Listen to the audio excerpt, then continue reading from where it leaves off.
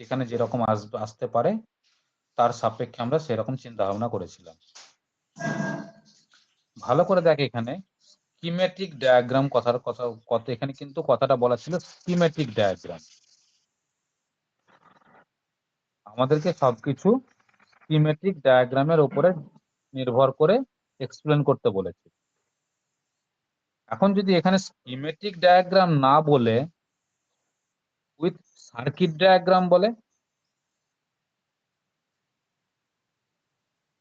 তাহলে ভিএসআই এর যে কোশ্চেনটা আমাদের কাছে ছিল এখানে আমরা স্কিমেটিক ডায়াগ্রাম ব্যবহার করেছিলাম।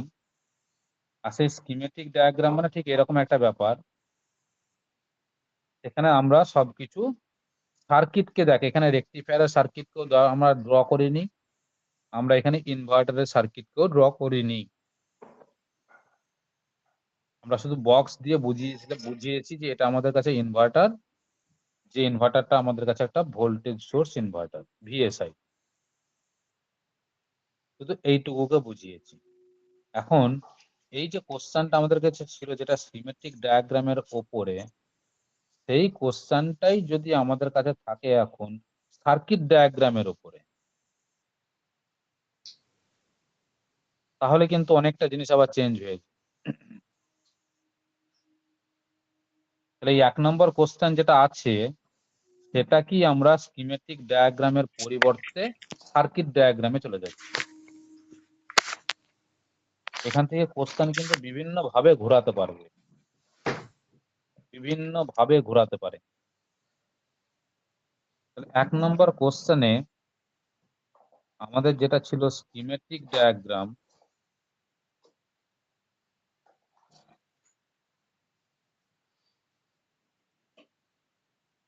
যারা ক্লাসগুলো করছিস না তাদেরকে বলতো এই নোট যদি তাদেরকে হাতে দিয়ে দেওয়া হয় পরীক্ষার সময়, দেখবি তারা তার ভুল করে চলে আসবে, তারপরেও দেখবি ভুল করে চলে আসবে।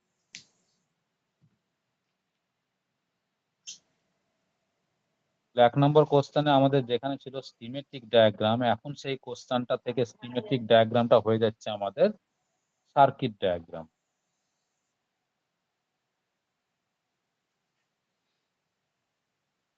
কার? আমাদের কাছে ছিল ভিএসআই, ভোল্টেজ সোর্স ইনভার্টারের।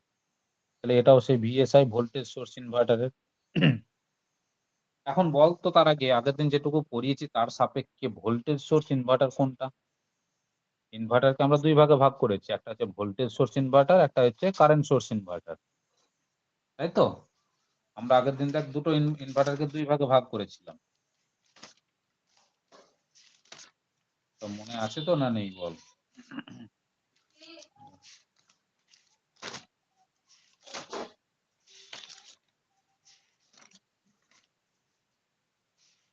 দেখ, আমাদের আগের দিন ইনভার্টারকে আমরা 2 ভাগে ভাগ করেছিলাম, একটা ছিল ভিএসআই, একটা ছিল সিএসআই। ভিএসআইটা কোনটা? সেখানে কি বলেছিলাম? ভিএসআই এর আমার ইন্টারনাল ইম্পিডেন্সটা থাকবে ভেরি লো, আর সেই ভোল্টেজ সোর্স ইনভার্টারের ইন্টারনাল ইম্পিডেন্সটা ভেরি লো ভ্যালুতে রাখার জন্য যদি আমরা ইনভার্টারের উপরে লোডকে চেঞ্জ করি তাহলে সেখানকার আউটপুট ভোল্টেজ কিন্তু অলওয়েজ কনস্ট্যান্ট থাকবে, ভোল্টেজের কোনো পরিবর্তন হবে না। কেন? না, তো ইন্টারনাল ইম্পিডেন্সটা লো থাকার কারণে।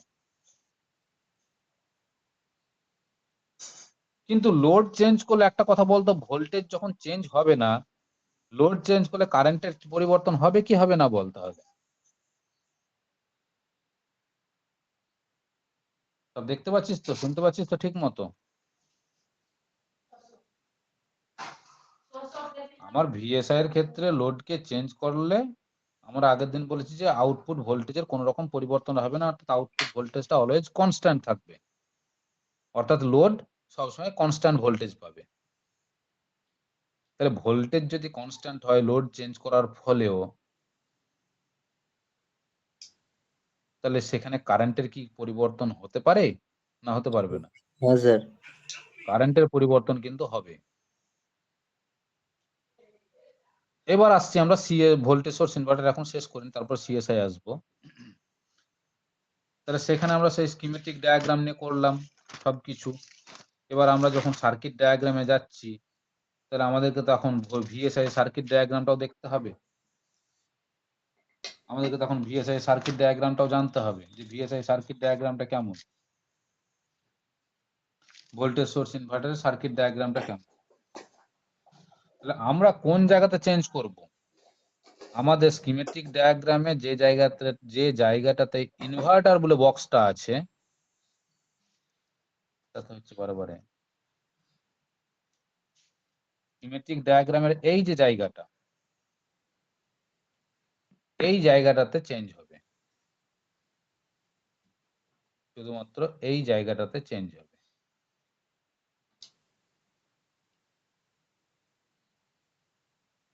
এখন সেই জায়গাটা যখন চেঞ্জ হবে, তাহলে আমাদেরকে শুধুমাত্র ওই যে ইনভার্টারের যে ব্লকটা আছে, চেঞ্জ আসবে কোন জায়গাতে? আমাদের সবকিছু একই থাকবে, শুধু চেঞ্জ থাকবে ইনভার্টার ব্লকটাতে। ওই ইনভার্টার ব্লকের জায়গাতে আমাদেরকে ড্র করতে হবে ইনভার্টার সার্কিট। আমাদেরকে ড্র করতে হবে ইনভার্টার সার্কিটকে। কোন সার্কিট ইনভার্টারের? অবশ্যই সেটা ভিএসআই এর, ভোল্টেজ সোর্স ইনভার্টারের। এখন বলতো ভোল্টেজ সোর্স ইনভার্টারের সার্কিটটা কি রকমের দেখতে? বল, ইনভার্টার সার্কিট ড্র করতে পারবি? কার কার মনে আছে বল? পাওয়ার ইলেকট্রনিক্স থেকে তো করেছিলিস, সেই জায়গা থেকে বল কার কার মনে আছে ইনভার্টার সার্কিট ড্র করার? ড্র করতে হবে না, বল মনে আছে নাকি, শুধু সেটা বল, হ্যাঁ কি না। মনে আছে কার্তিক? কি বলছেন স্যার? অতটাও মনে নেই। মনে নেই? সুশান্ত?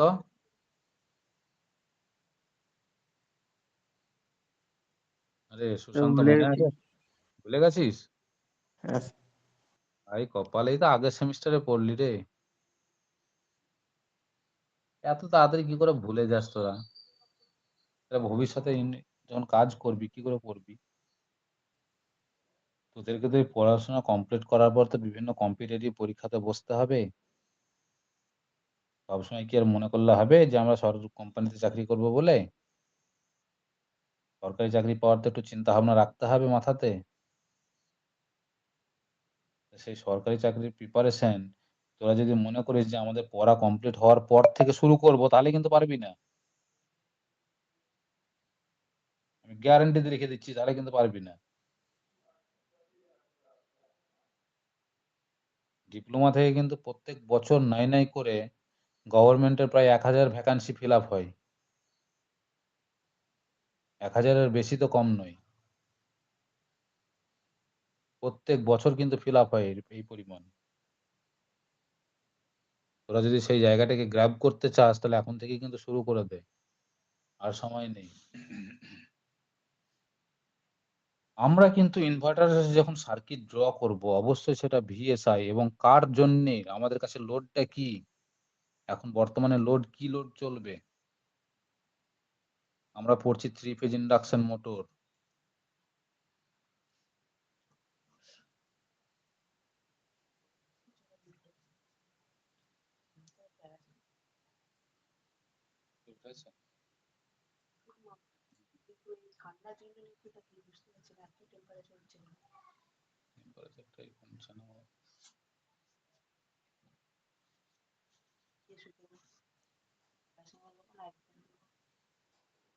এখন আইবুপ্রোফেনটা দিও না, প্যারাসিটামল দাও। হ্যাঁ, প্যারাসিটামলই দাও এখন। PR-200টাই দাও। হুম, বেশ। আমাদের কাছে লোড কিন্তু 3 ফেজ ইন্ডাকশন মোটর লোড। তাহলে ইনভার্টার 3 ফেজ ইন্ডাকশন মোটর যখন লোড আমাদের কাছে, তখন তো আমাদের অবশ্যই ইনভার্টারটাও তো হতে হবে আমার কাছে 3 ফেজ ইনভার্টার। তাহলে তখন তো আমাদের কাছে জয়েন করতে হলো দেখি একবার।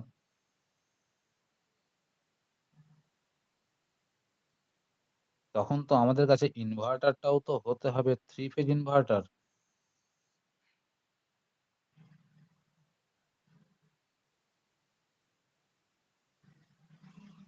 এটা তো হতে হবে।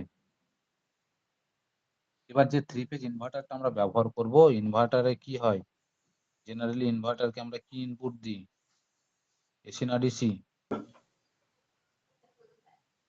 Sir AC. ওরা ডিম। ইনভার্টারকে ইনপুট আমরা দিই সর্বদা ডিসি, সেখান থেকে পাবো আমরা এসি। এবার এই যে ডিসিটাকে আমরা ইনপুট দেব, আমাদের কাছে সাপ্লাই আছে কি, ডিসি না এসি?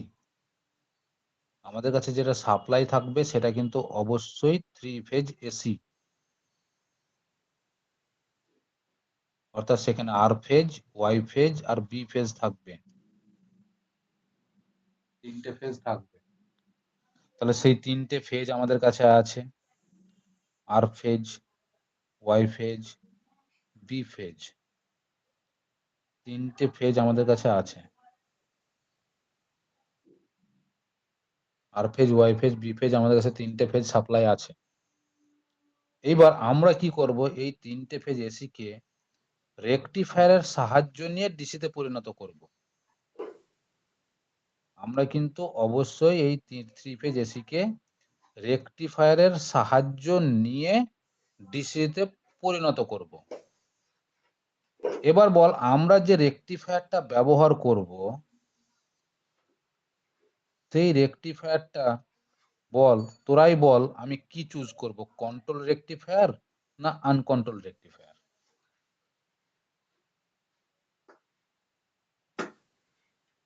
আমি কথায় কথায় বলছি, এটা আমাদের কাছে আনকন্ট্রোল রেকটিফায়ার। এটা হচ্ছে আমাদের কাছে আনকন্ট্রোল রেকটিফায়ার। এখন বলতো, আনকন্ট্রোল রেকটিফায়ার আমরা সাধারণত কাকে দিয়ে বানাবো, কোন ডিভাইস দিয়ে বানাবো? ডায়োড দিয়ে না থাইরিস্টর দিয়ে? বল, তোরাই বল। আনকন্ট্রোল রেকটিফায়ার আমরা কাকে দিয়ে বানাবো, ডায়োড দিয়ে না থাইরিস্টর দিয়ে? আনকন্ট্রোল রেকটিফায়ার কিন্তু বানাবো অবশ্যই ডায়োড দিয়ে। এবার যেহেতু আমার কাছে ইন্ডাকশন মোটর লোড মানে ইন্ডাস্ট্রি রিলেটেড, তাই ডায়োডটাকে কিন্তু অবশ্যই হতে হবে পাওয়ার ডায়োড। তাহলে এইটা দিয়ে আমি যখন এই 3 ফেজ এসি কে যখন রেকটিফায়ারে সাপ্লাই দেব, তখন রেকটিফায়ার থেকে যে ডিসিটা আমরা পাবো, সেটা বলতো ফিক্সড ডিসি না variable DC?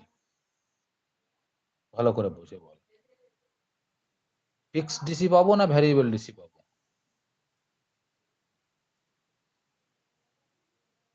Fixed DC. Fixed DC. এবার এই যে ডিসিটা আমি পাবো, সেই ডিসিটাকে দিয়েই তো আমি ইনভার্টারে এসিতে পরিণত করব, দিয়ে সেই এসিটা আমি 3 ফেজ ইন্ডাকশন মোটরকে দেব। সেই এসিটাকেই তো দেব আমি 3 ফেজ ইন্ডাকশন মোটরকে। সেই 3 ফেজ এসিটাকে তো দেবো 3 ফেজ ইন্ডাকশন মোটরকে। এবার মোটর যখন ঘুরবে, তখন ওমেগা স্পিড নিয়ে ঘুরবে, রেডিয়ান পার সেকেন্ড। আমাকে যদি এই মোটরের স্পিড পরিবর্তন করতে হয়, তাহলে তো আমাকে এই ভোল্টেজটার পরিবর্তন করতে হতে বা হবে। একটা উপায়, তাহলে আমি যখন এই স্পিডটা পরিবর্তন করব শুধুমাত্র ভোল্টেজের পরিবর্তন করে, তখন নিশ্চয় এই স্পিডটা আমার থাকবে বিলো বেস স্পিড। এবার যদি বিলো বেস স্পিড মানে, এই যে ইন্ডাকশন মোটরটা ব্যবহার করছি, যার নেম প্লেটে লেখা আছে 1440 আরপিএম এ ঘুরবে, তাহলে এই মোটরের এইটাই হচ্ছে বেস স্পিড, অর্থাৎ ওটা কি বলি আমরা, মোটরের বেস স্পিড। এখন যদি মোটরকে এই 1440 আরপিএম এর নিচে স্পিড পরিবর্তন করতে হয়, তাহলে শুধুমাত্র এই লাইনের ভোল্টেজের পরিবর্তন করলেই সেই স্পিডের পরিবর্তনটা হবে।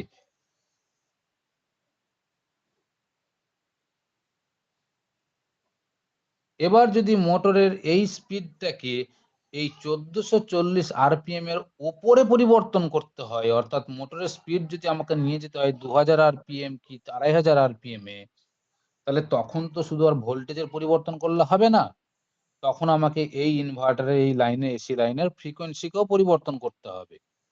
এবার ফ্রিকোয়েন্সিকে যখন আমি পরিবর্তন করব, সেটা তো ইনভার্টারের মাধ্যমে করতে পারবো। এই লাইনে যে ফ্রিকোয়েন্সিটা থাকবে, এই যে এসি সাপ্লাইটা তৈরি হচ্ছে ইনভার্টারের পরে, তার যে ফ্রিকোয়েন্সিটা থাকবে, সেই ফ্রিকোয়েন্সিটা আমি ইচ্ছে মতো তৈরি করতে পারবো ইনভার্টারের সুইচিং প্যাটার্ন থেকে। এবার এই যে সাপ্লাই, যখনই আমি এর বেস স্পিডের অ্যাবভ ভ্যালুতে যখন আমি স্পিডের পরিবর্তন করব, তখন শুধু তো ফ্রিকোয়েন্সির পরিবর্তন করলে হবে না, ফ্রিকোয়েন্সি পরিবর্তন করার সাথে সাথে আমাকে V/F রেশিওটাকেও কনস্ট্যান্টে রাখতে হবে, তাই না? তাহলে ফ্রিকোয়েন্সি পরিবর্তন করার সাথে সাথে ভোল্টেজের পরিবর্তন করতে হবে। এইবার এই যে ভোল্টেজের পরিবর্তন, মানে এখানকার ভোল্টেজের পরিবর্তনও করতে হবে, ভোল্টেজের পরিবর্তনও করতে হবে, আবার ইনভার্টারের সুইচিং প্যাটার্ন থেকে ফ্রিকোয়েন্সিরও পরিবর্তন করতে হবে। কিন্তু এই লাইনে যে ভোল্টেজটা পাবো আমরা, সেটা কিন্তু অলওয়েজ ডিপেন্ড করবে এই ডিসি ভোল্টেজটার উপরে। তাহলে ভোল্টেজের যদি পরিবর্তন করতে হয় এই লাইনে, তাহলে এই ডিসি ভোল্টেজটারও পরিবর্তন করতে হবে। তাহলে এই ডিসি ভোল্টেজটাই তো আমরা এখান থেকে নিচ্ছি। এখন এই ডিসি ভোল্টেজটা যদি পরিবর্তনশীল ডিসি হতে হয়, আমি তো আনকন্ট্রোল রেকটিফায়ারের মাধ্যমে এখানে যেটা পাবো সেটা তো ফিক্সড ডিসি। তাহলে সেই ফিক্সড ডিসি কে আমার পরিবর্তনশীল ডিসিতে পরিণত করার জন্য আবার আমাকে এখানে কাউকে ব্যবহার করতে হবে, যেটা কিনা, বল কি নাম, চপার। তাহলে একটা চপার সার্কিট আমাকে এখানে ব্যবহার করতে হবে। তাহলে একটা চপার সার্কিটও আমাকে এখানে ব্যবহার করতে হবে, চপার সার্কিটের এখানে একটা কানেকশন করতে হয়। তাহলে চপার সার্কিট ব্যবহার করে যখন আমি এই জায়গাতে ভোল্টেজটা পাবো, তাহলে এইটা হবে আমার কাছে ভ্যারিয়েবল ডিসি।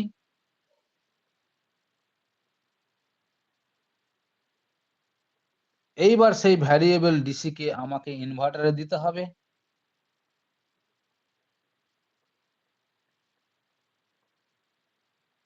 আমাকে ইনভার্টারে দিতে হবে।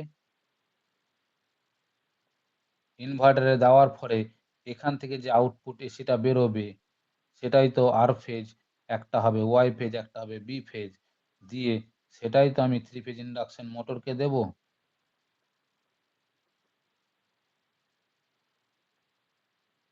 দিয়ে 3 ফেজ ইন্ডাকশন মোটরটা রান করবে।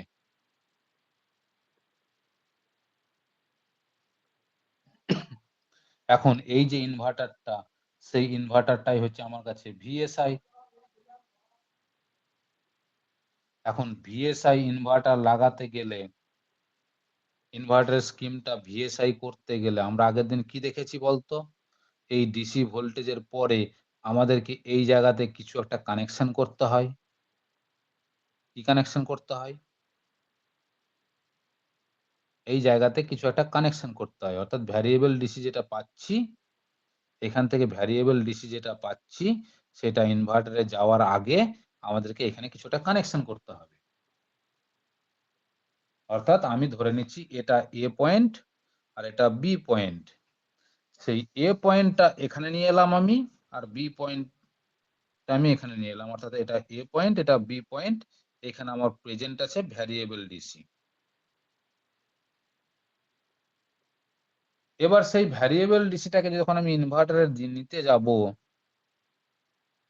যখন আমি ইনভার্টারে দেব, সেই ইনভার্টারটা যদি হয় ভিএসআই, তাহলে বলতো এখানে আমাকে কি কানেকশন করতে হবে? আগের দিন বলেছি, বল এবার। ফ্রি হুইলিং আমাকে ডায়োড। না, আমাকে কানেকশন করতে হবে কি? একটা ইন্ডাক্টর সিরিজে, আর মনে পড়ছে না রে? একটা ইন্ডাক্টর, একটা ফ্রি হুইলিং ডায়োড, আর একটা ক্যাপাসিটর।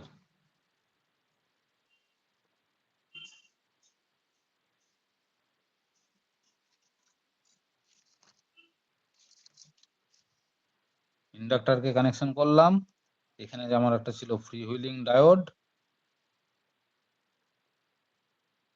আর এখানে হচ্ছে আমার একটা ক্যাপাসিটর। ইন্ডাক্টরটাকে আমরা নাম বলেছি এলএস, আর ক্যাপাসিটরটার নাম হচ্ছে সিএস, আর ফ্রি হুইলিং ডায়োডের ডিএফ। এই ভোল্টেজ সোর্স ইনভার্টার হওয়ার জন্য আমাদেরকে রাখতে হবে এর ইন্টারনাল ইম্পিডেন্সের মানটাকে ভেরি লো। সেই ইন্টারনাল ইম্পিডেন্সের মানটাকে ভেরি লো রাখার জন্য আমাদেরকে যেটা করতে হবে, এই যে ইন্ডাক্টরটাকে আমরা ব্যবহার করছি সিরিজে ডিসি সাপ্লাইয়ের সাথে ইনভার্টারের মাঝখানে, সেই ইন্ডাক্টরটার ইন্ডাক্ট্যান্স ভ্যালুটাকে রাখতে হবে লোতে। এর ইন্ডাক্ট্যান্স ভ্যালুটা থাকবে লো ভ্যালুতে। আমরা যদি এখানকার ইন্ডাক্টরের ইন্ডাক্ট্যান্স ভ্যালুটাকে লো ভ্যালু মেনটেন করি, তাহলেই বলতে পারি এই ইনভার্টারটা internal impedance value low, and তখন সে আমার কাজ করছে অ্যাজ এ ভিএসআই, আর সেখান থেকে তৈরি হচ্ছে আমার AC, R phase, Y phase, V phase, যে সেই এসিটাকে আমরা থ্রি ফেজ ইন্ডাকশন মোটরকে দিচ্ছি, আর যার ফলে ইন্ডাকশন মোটর ঘুরছে। এইবার আমাদেরকে এই ভিএসআই স্কিম, এই জায়গার ছবিটাকে দেখতে হবে কি আছে। বাকি সব একই থাকবে, সার্কিট ডায়াগ্রাম সব একই থাকবে। আমাদের শুধু এখন দেখার বক্তব্য এই জায়গাকার ডায়াগ্রামটা। তাহলে এই জায়গাকার ডায়াগ্রামটা ধরতে গেলে এই পয়েন্টের নাম যদি দিই আমি সি, আর এই পয়েন্টের নাম যদি আমি ধর ডি দিই, তাহলে এটাই হলো সেই সি পয়েন্ট, আর এটাই হলো সেই ডি পয়েন্ট, যার সি পয়েন্টে আছে প্লাস আর ডি পয়েন্টে আছে মাইনাস। আর এই প্লাস আর মাইনাসের মধ্যে যে ভোল্টেজটা আমাদের কাজ করবে এটাকে চালানোর জন্য, সেটার এখন নাম দেব ভিডি। এই এখানে যে ভোল্টেজটা কাজ করবে সেই ভোল্টেজটার নাম দেব ভিডি। এবার ইনভার্টারের সাহায্য নিয়ে আমরা তৈরি করবো আমরা এখন তৈরি করব ভিএসআই আর ভোল্টেজ সোর্স ইনভার্টার। এখন ইনভার্টার তৈরি করতে গেলে আমার দরকার সুইচ। যে সুইচটা হতে পারে আমার থাইরিস্টর, যেটা আমার হতে পারে মসফেট, যেটা আমার হতে পারে আইজিবিটি।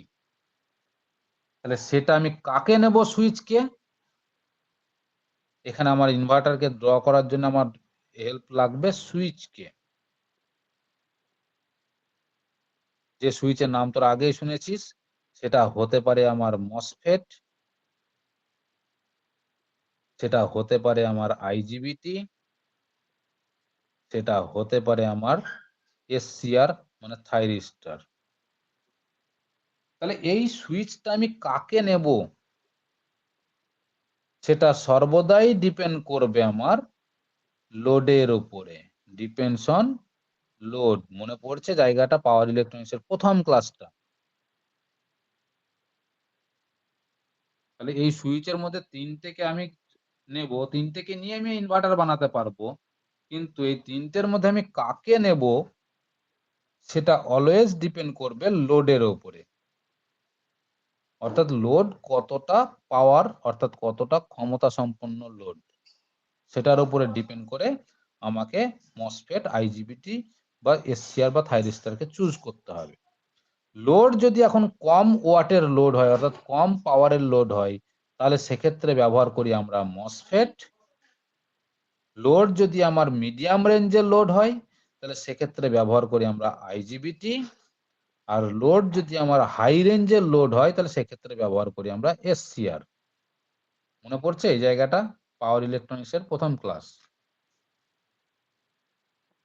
তাহলে যেটাই আমরা ব্যবহার করি না কেন, মসফেটই হোক বা আইজিবিটি হোক বা এসসিআরই হোক, এরা তো সবাই 3 টার্মিনাল ডিভাইস।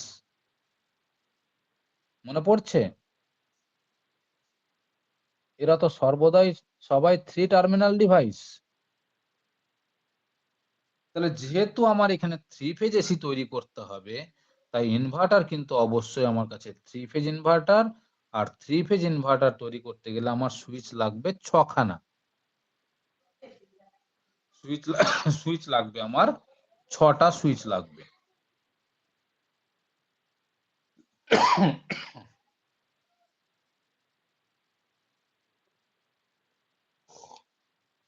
মনে আছে? আরে সব ভুলে যাচ্ছিস। তাহলে 6খানা সুইচ আমাকে এখন ব্যবহার করতে হবে। সেই 6খানা সুইচ ব্যবহার করতে গিয়ে আমরা যেটা করব সেটা হচ্ছে, এটা হচ্ছে একটা সুইচ। আমরা সুইচকে সর্বদা কিন্তু এইভাবে রিপ্রেজেন্ট করব। এটা হচ্ছে আমার একটা সুইচ। ঠিক ওরই নিচে আরেকটা সুইচ ড্র করব।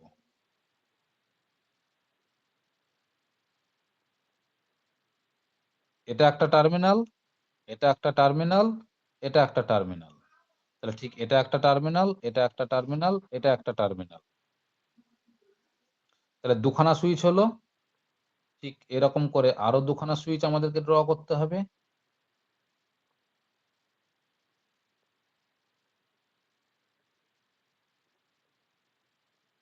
চারখানা হলো।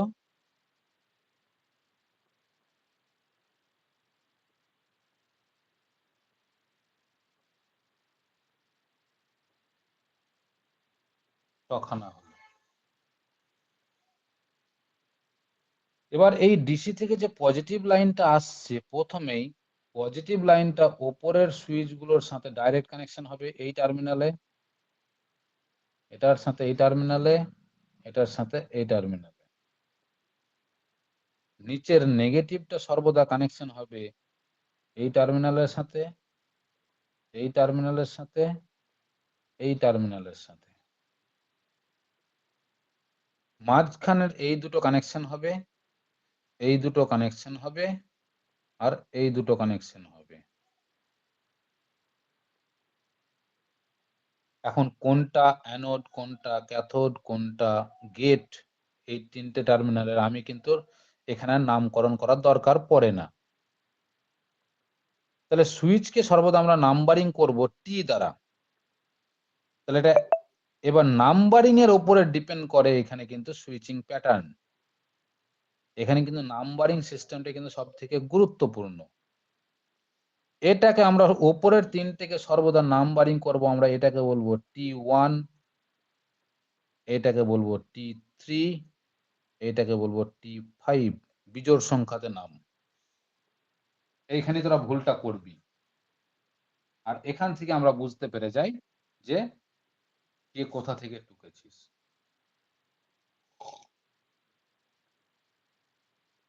নিচেরটা হবে জোড় সংখ্যাতে নাম। তাহলে কি 2, 4, 6, উপরে যদি 1, 3, 5 হয় তাহলে নিচে কি 2, 4, 6 বল, একই না?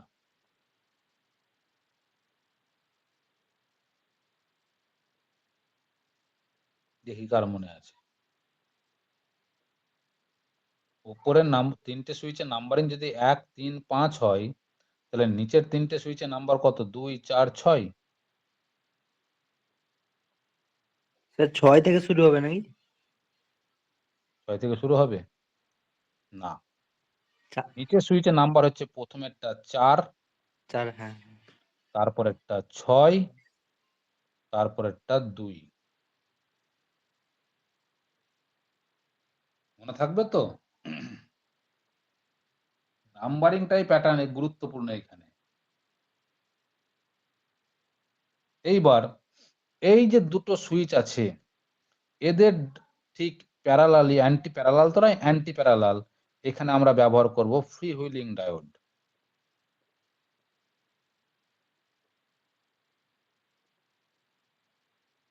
দিয়ে এই জায়গাটা কানেকশন হলো। তাহলে এটাও তাই ডায়োড 1, ডায়োড 4, ঠিক এখানেও ব্যবহার করব আমরা অ্যান্টি প্যারালাল ডায়োড।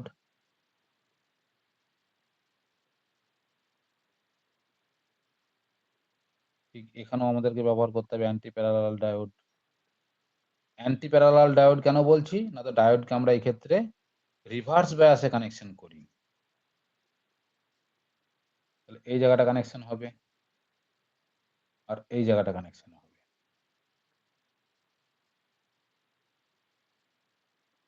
এখান থেকে বেরিয়ে আসবে একটা ফেজ, একটা তার বেরিয়ে আসবে, সেটা হবে একটা ফেজ।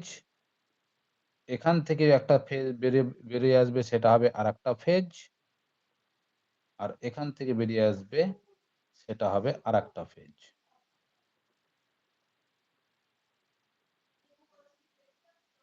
এটাকে ধরে নিচ্ছি আর ফেজ, এটা হচ্ছে ওয়াই ফেজ, এটা হচ্ছে বি ফেজ। মানে এই যে আর তার, ওয়াই তার আর বি তার। এবার এখানে থাকবে আমার 3 ফেজ ইন্ডাকশন মোটর। এই 3 ফেজ ইন্ডাকশন মোটরটা কানেকশন হবে এখান থেকে একটা, এখান থেকে একটা, এখান থেকে একটা।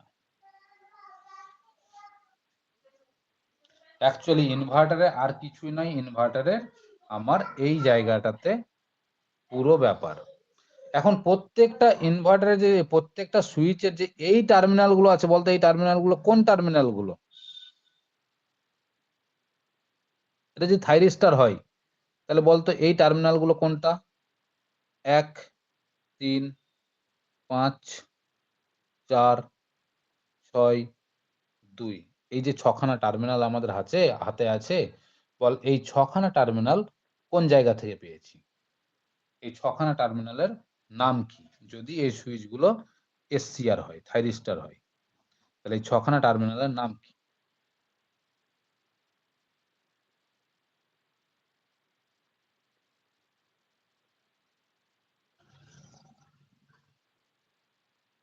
এই ছখানা টার্মিনালের নাম কি বল?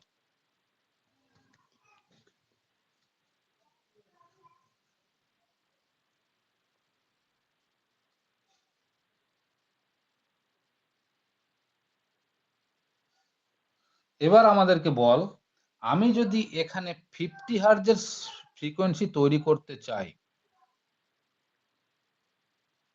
আমি যদি এখানে 50 হার্জের ফ্রিকোয়েন্সি তৈরি করতে চাই এই সাপ্লাই লাইনের উপরে, এটা তো এসি লাইন তৈরি হবে। সেই এসি লাইনটা মধ্যে ফ্রিকোয়েন্সি যদি 50 হার্জকে রাখতে চাই, তাহলে আমরা সুইচগুলো কাকে কখন অন করব, কাকে কখন বন্ধ করব? বল দেখি কে বলতে পারিস।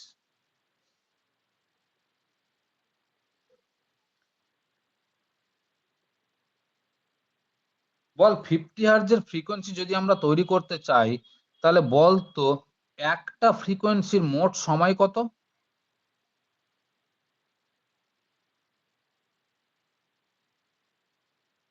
এটা তো একটা ফ্রিকোয়েন্সি। তাহলে একটা, এটা যদি আমার টাইম অ্যাক্সিস হয়, তাহলে বলতো এই থেকে এই পর্যন্ত মোট সময়টা কত? টাইমটা কত লাগবে বল?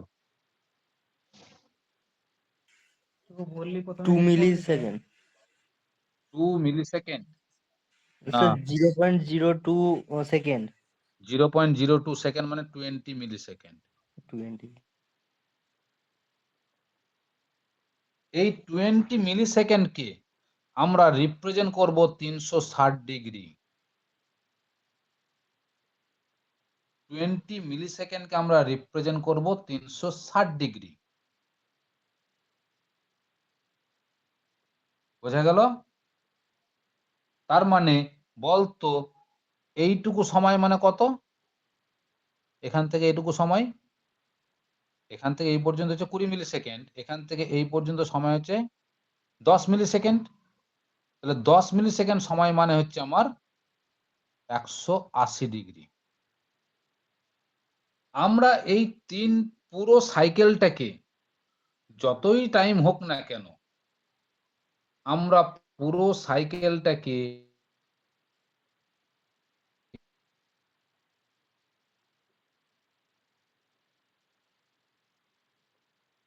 ভাগ করব, তাহলে এই ভাগে একটা, এইরকম দুটো তিনটে ভাগ হয়ে গেল অর্ধেকটা। আমি যদি এখানে ভাগ দিই, তাহলে বল টোটাল এই থেকে এই পর্যন্ত, এইখান থেকে এই পর্যন্ত 6 ভাগে ভাগ করা হলো। কি রে, 6 ভাগে ভাগ করা হলো। এখন এই জায়গা থেকে শুরু করে এই পর্যন্ত একটা কমপ্লিট সাইকেল যে সময়টা নেয়, তাকেই তো বলি আমরা টাইম পিরিয়ড। আর টাইম পিরিয়ডকে তো আমরা ক্যাপিটাল টি দ্বারা রিপ্রেজেন্ট করি, তাই তো? তাহলে বলতো এই জায়গা থেকে, এই হিসেব থেকে বলতো, এই একটা ভাগ মানে টাইম পিরিয়ডের রেসপেক্টে কত সময়? একটা ভাগ মানে টাইম পিরিয়ডের রেসপেক্টে কত সময়?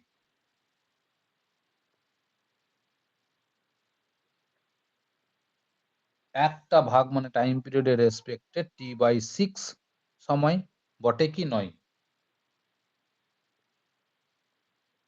বল, বোঝা গেল না গেল না?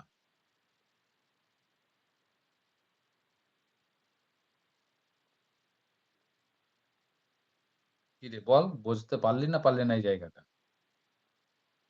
হ্যাঁ স্যার। তাহলে একটা ভাগ মানে হচ্ছে টাইম পিরিয়ডের রেসপেক্টে t/6 সময়। তাহলে t/6 সময় এই একটা ভাগ, সেটা আবার অ্যাঙ্গেলের রেসপেক্টে কত ডিগ্রি?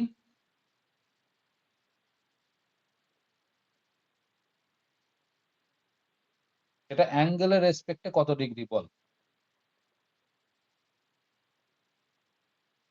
ভালো করে দেখ, 60 ডিগ্রি।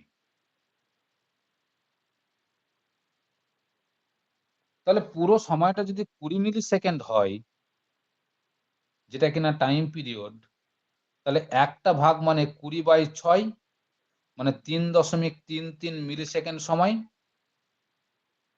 সেই 3.33 মিলি সেকেন্ড সময় মানে হচ্ছে আমার 60 ডিগ্রি। আমরা এখানে কিভাবে সুইচিং প্যাটার্নটা করব, এগুলোকে বলি আমরা গেট টার্মিনাল। মনে পড়ছে থাইরিস্টরের গেট? এই 1 3 5 6 4 6 2, এইগুলোকে বলি আমরা থাইরিস্টরের গেট টার্মিনাল। থাইরিস্টরের গেটে যদি পালস দেওয়া হয়, তাহলে থাইরিস্টরকে আমরা অন করেছি তো। থাইরিস্টর টার্ন অন প্রসেস মনে পড়ছে? থাইরিস্টরকে অন করার জন্য সহজ প্রসেসটা কি ছিল? Gate triggering method. তাহলে সেই থাইরিস্টরের গেট ট্রিগারিং মেথডকে যদি আমরা এখন অবলম্বন করি, আর এইগুলোতে যদি পালস দিই, তাহলে থাইরিস্টর অন হবে। আর থাইরিস্টর যখন অন হবে, তার সাপেক্ষে করেসপন্ডিং বিহেভিয়ার করে আমার এইখানে এসি তৈরি হবে। এবার থাইরিস্টরকে যখন আমরা অন করব, কিভাবে অন করব? আমরা এখানে থাইরিস্টরকে অন করার জন্য সাইমultaneously প্রথমে স্টার্টিং করব, দুটো থাইরিস্টর একসাথে অন করব। দুটো থাইরিস্টর, 2 থাইরিস্টর সাইমultaneously অন হবে এট এ টাইম। কোনটা কোনটা? যেভাবে অন হবে তার সাপেক্ষেই নাম্বারিং করা আছে। কিরকম? প্রথমে অন হবে 1 আর 2। প্রথমে অন হবে 1 আর 2। কোন কোন জায়গাতে তাহলে গেটে পালস দেব আমরা? 1 এখানে পালস দেব, 2 এখানে পালস দেব। কতক্ষণ পালস থাকবে?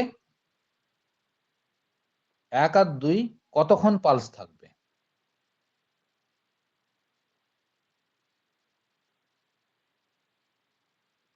এই 1 আর 2 টার্মিনালে কতক্ষণ পালসটা থাকবে। যতক্ষণ পালস থাকবে থাইরিস্টার ততক্ষণ অন থাকবে।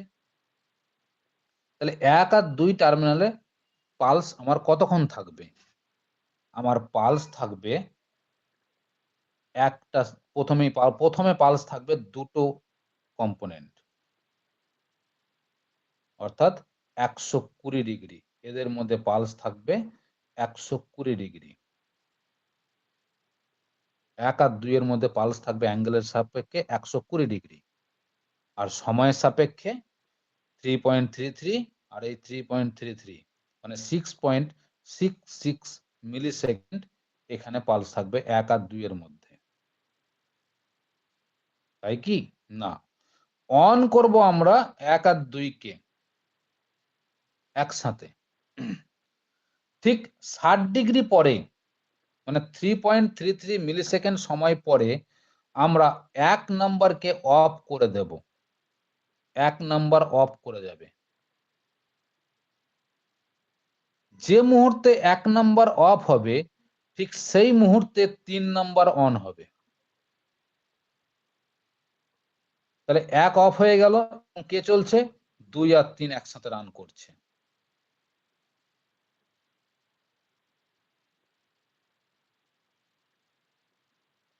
দু নম্বর এখানে, 3 নম্বর এখানে। যে আবার ঠিক 60 ডিগ্রি পরে মানে 3.33 মিলি সেকেন্ড পরে 50 হার্জের রেসপেক্টে আবার ঠিক 60 ডিগ্রি সময় পরে 2 নম্বর অফ হয়ে যাবে, ঠিক সাথে সাথে 4 নাম্বার অন হবে। তাহলে বল এখন কে কে রান করছে? 3 আর 4।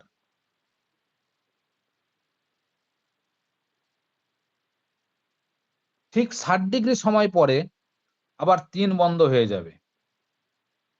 যেই 3 বন্ধ হবে সাথে সাথে 5 অন হয়ে যাবে। যেই 3 বন্ধ হবে সাথে সাথে 5 অন হবে। তাহলে কে কে রান করবে এখন? 4 আর 5। এট এ টাইম দুটো থাইরিস্টার অন থাকবে। 60 ডিগ্রি সময় পর পর একটা করে বন্ধ হবে আর একটা করে অন হবে। ঠিক আবার 60 ডিগ্রি সময় পরে 4 নম্বর অফ হবে, দিয়ে 6 নম্বর অন হবে। যেই 4 নম্বর অফ হবে সেই সাথে সাথে 6 নম্বরটা অন হবে। তাহলে বল এখন কে কে রান করবে? 5 আর 6 একসাথে। এইবার 60 ডিগ্রি সময় পর আবার কাকে অন করব বল এবার? এবার 60 ডিগ্রি পরে এবার কে অন হবে?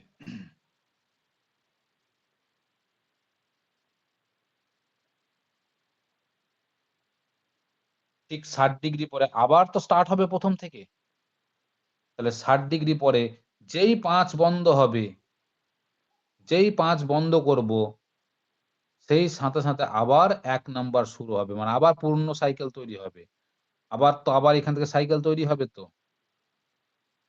তাহলে সেটা পেতে গেলে আবার এখান থেকেই তৈরি হচ্ছে অ্যাকচুয়ালি। তাহলে আবার তো সে 1 নম্বরে ঘুরে আসতে হবে। তাহলে যেই 5 নম্বর অফ হবে সেই সাথে সাথে 6 চলবে আর 1 চলবে রানিং এ। যেই 60 ডিগ্রি পরে আবার 6 বন্ধ হবে, যেই 6 বন্ধ হয়ে যাবে সাথে সাথে আবার 2 অন হয়ে যাবে। 1 এর পরে 2, তখন আবার 1 আর 2 চলবে একসাথে। এইরকম করে আমরা সুইচ একটাকে বন্ধ করব, একটাকে অন করব, একটাকে বন্ধ করব, একটাকে অন করব। সেই হিসেবে আমরা আমাদের এইখানে এসি তৈরি হবে। আর এই সুইচিং অন অফ করার উপরেই তো ডিপেন্ড করে আমরা সময়টাকে নির্ণয় করেছি কত সময় পরে কাকে অন করব, কত সময় পরে কাকে অফ করব।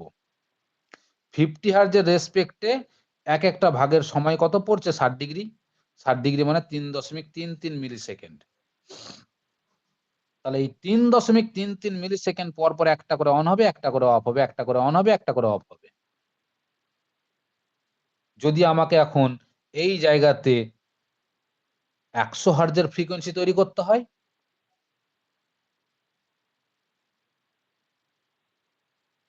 তাহলে সেই 100 হার্জ মানে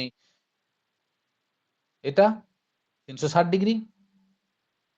সেখান থেকে টাইম পিরিয়ড বার করতে হবে কত মিলি সেকেন্ড, তাকে 6 ভাগে ভাগ করতে হবে।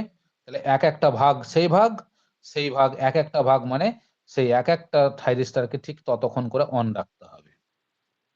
এইভাবে আমরা থাইরিস্টরের সুইচিং প্যাটার্ন গুলোকে ঠিক করে আমরা ফ্রিকোয়েন্সিকে অ্যাডজাস্ট করতে পারি এই জায়গাতে। বোঝা গেল? ক্লিয়ার হলো? বল ক্লিয়ার হলো কি হলো না বল?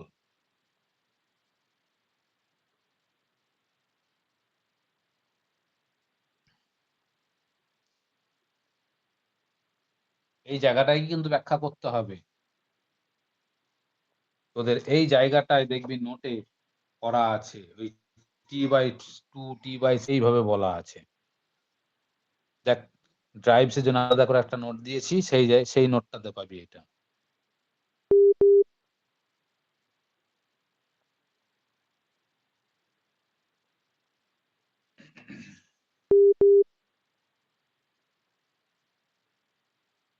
ওই জন্যই বলছিলাম যে এই জায়গাটা অতটা একটু কঠিন হবে পড়তে। তাহলে বুঝতে পারলি এই সার্কিটটা কোথায় যুক্ত হবে, যদি তোদেরকে কোশ্চেনটা আসে সার্কিট ডায়াগ্রামের উপর, স্কিমেটিক ডায়াগ্রামের জায়গায় যদি লেখা থাকে সার্কিট ডায়াগ্রাম, তাহলে এই সার্কিটটা কোথায় যুক্ত হবে? এই জায়গাতে, মানে এই জায়গাতে।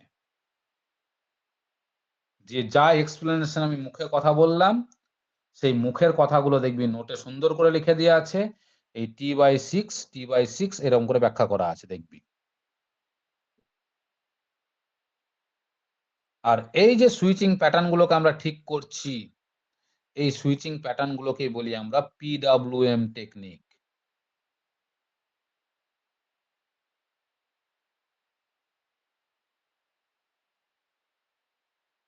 Pulse with modulation technique.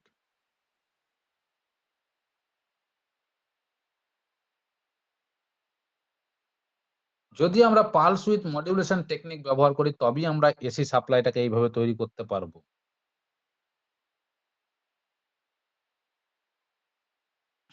এবার আমি তো এই সুইচিং প্যাটার্ন গুলোর অর্থাৎ 1 2 3 কখন কাকে গেট অন করব, কখন কাকে অফ করব, করে অন করব কাকে অফ, করে ডিপেন্ড করে আমি না হয় এই ইনভার্টারে এই সার্কিট থেকে ফ্রিকোয়েন্সিটাকে পরিবর্তন করতে পারবো। কিন্তু এই জায়গাতে আমাকে তো ফ্রিকোয়েন্সি পরিবর্তন করার সাথে সাথে তো V/F রেশিওটাকেও তো কনস্ট্যান্ট রাখতে হবে। এর স্পিড পরিবর্তন করার জন্য অ্যাবভ বেস স্পিডে,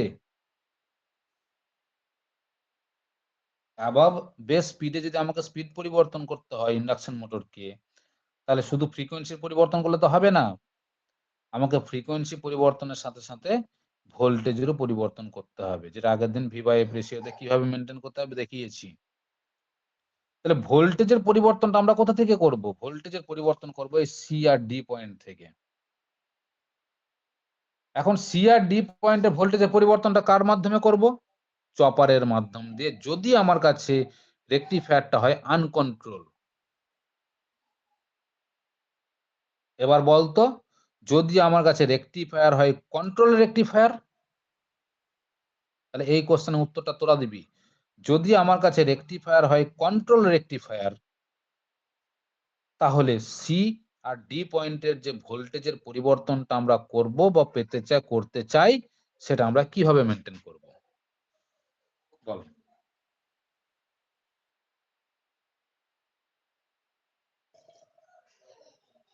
দেখি কে বলতে পারিস। আবার কোশ্চেনটা বলছি শোন। যদি আমার কাছে রেকটিফায়ার হয় কন্ট্রোল রেকটিফায়ার, তাহলে ফ্রিকোয়েন্সিকে পরিবর্তন করার সাথে সাথে যখন আমাদেরকে ভোল্টেজকেও পরিবর্তন করতে হবে, কারণ V/F রেশিওটাকে কনস্ট্যান্ট মেনটেন করার জন্য, ফ্রিকোয়েন্সিটাকে তো আমি চেঞ্জ করতে পারছি এই সুইচের সুইচিং প্যাটার্ন থেকে, আর ভোল্টেজের পরিবর্তনটা আমাদেরকে করতে হবে সি আর ডি পয়েন্ট থেকে। সি আর ডি পয়েন্ট মানে এই জায়গা থেকে, সি আর ডি পয়েন্ট মানে এই জায়গা থেকে, এর পরের অংশটা রেকটিফায়ার থেকে। তাহলে সি আর ডি পয়েন্টের ভোল্টেজের পরিবর্তনটা আমরা তো করতে পারবো আনকন্ট্রোল রেকটিফায়ারের যদি হয়, যদি আনকন্ট্রোল রেকটিফায়ার থেকে দেখলাম, এখন যদি আমার কাছে রেকটিফায়ারটা কন্ট্রোল রেকটিফায়ার হয়, তাহলে সি আর ডি পয়েন্টের ভোল্টেজের পরিবর্তনটা আমরা কন্ট্রোল রেকটিফায়ার থেকে কিভাবে সম্পন্ন করব? বলো, দেখি কে উত্তর দিতে পারে সেটা।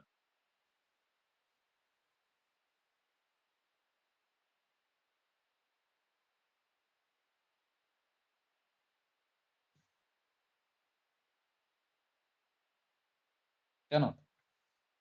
কন্ট্রোল রেকটিফায়ারের থাইরিস্টরের ফায়ারিং অ্যাঙ্গেল চেঞ্জ করলেই তো হবে। এখানে যদি আমার কন্ট্রোল রেকটিফায়ার থাকে,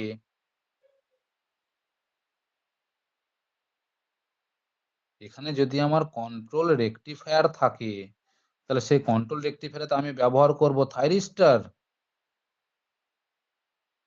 এই থাইরিস্টরের আমি যদি ফায়ারিং অ্যাঙ্গেলকে চেঞ্জ করি, ফায়ারিং অ্যাঙ্গেলকে যদি চেঞ্জ করি, তাহলে সেখান থেকে তো আউটপুট ভোল্টেজ চেঞ্জ হবে না? আরে, সেখান থেকে তো আউটপুট ভোল্টেজটা আমার চেঞ্জ হবে। মনে পড়ছে না জায়গাটা? তাহলে পরীক্ষাতে আমার দেখ একটা কোশ্চেন কিন্তু আমার একটা, যেটা ছিল 1 নম্বর কোশ্চেন যেটাকে বলেছিলাম, কোশ্চেন কিন্তু আমার একটা। তো সে একটা কোশ্চেনের উপরে কত রকম মডিফাই হতে পারে ভাবে। আসবে কিন্তু এই এই 1 নম্বর কোশ্চেনের উপর থেকেই কিন্তু কোশ্চেন হবে।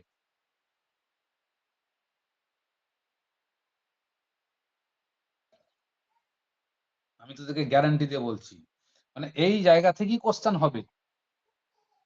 আমি যতগুলো ভ্যারিয়েশন পড়ালাম, এই এতগুলো ভ্যারিয়েশনের মধ্যে থেকে একটা টপিক কিন্তু তোদেরকে দেবে। বোঝা গেল কি বলতে চাইলাম? আগের দিনের পড়া, আজকের পড়া, যতগুলো ভ্যারিয়েশন আমি করলাম এই কোশ্চেনটার উপরে, এই এতগুলো ভ্যারিয়েশনের মধ্যে থেকে একটা টপিক কিন্তু তোদের কোশ্চেনে থাকবেই থাকবে।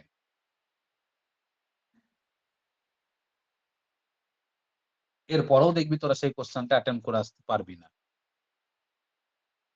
যদি না আগের দিনের পড়াটা ঠিক মতন করে পড়ে থাকিস।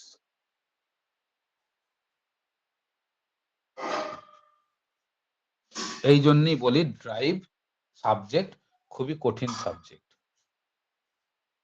কারণ ড্রাইভকে পড়তে গেলে আমার দেখ কত নলেজ লাগছে, ইন্ডাকশন মোটরকে লাগছে, পাওয়ার ইলেকট্রনিক্স কে লাগছে, সাথে মেশিনকে লাগছে, এবং এসি মেশিন ডিসি মেশিন দুটোকে লাগছে। এই জন্যই বারবার বলি যে সাবজেক্টটা একটু কঠিন, একটু মনোযোগ সহকারে পড়তে। আর এই নলেজ নিয়েই তোদেরকে কিন্তু ইন্ডাস্ট্রিতে কাজ করতে হবে, এই নলেজ গুলোর ওপরেই ডিপেন্ড করে কাজ করতে হবে। তখন যখন কাজ করতে যাবি না ইন্ডাস্ট্রিতে, তখন মনে মনে ভাববি যে স্যার তো এই কথাগুলো বলতো আমাদেরকে। আজকে যেমন এখন যেমন প্রায় ছেলে ফোন করে, পুরানো ছেলেরা যখনই ফোন করে, তখন তাদের কথা তাদের মুখ থেকে একটাই কথা বেরোয় যে স্যার আপনি কিন্তু বলতেন, আমরা কিন্তু শুনতাম না তখন, এখন স্যার বুঝতে পারি আপনার কথাগুলো।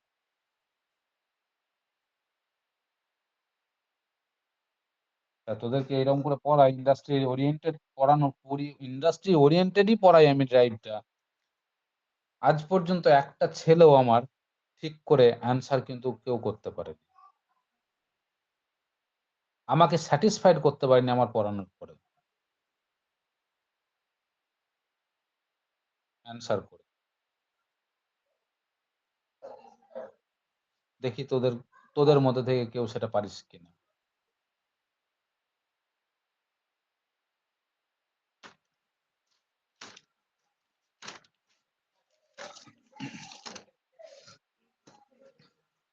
তাহলে এটা হলো আমার ভিএসআই এর পর্ব মিটে গেল। আমার এখানে ভিএসআই এর পর্ব মিটে গেল। এবার বলছি ভালো করে শোন, সিএসআই এর পর্ব কিন্তু আরো কঠিন। এই যে ইনভার্টার টপিক, এটাকে বলি আমরা ইনভার্টার ট্রপোলজি। সিএসআই এর ক্ষেত্রে কিন্তু ইনভার্টার ট্রপোলজি মনে রাখা খুবই কঠিন।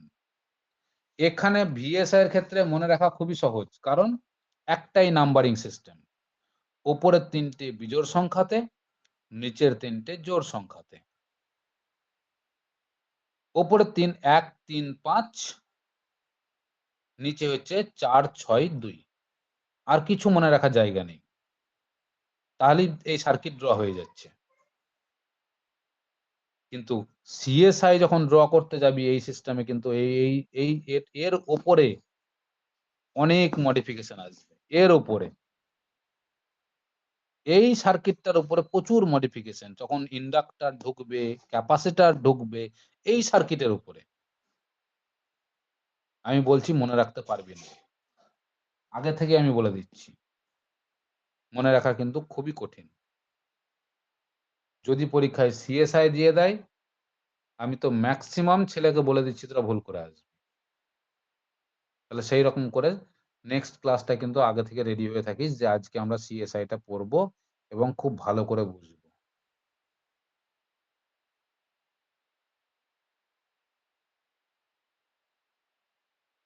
বেশ, আজকে তো সিএসআই শুরু করলে তো আর শেষ করতে পারবো না, অনেকটাই বলতে হবে। তা থাক, এই পর্যন্তই থাক।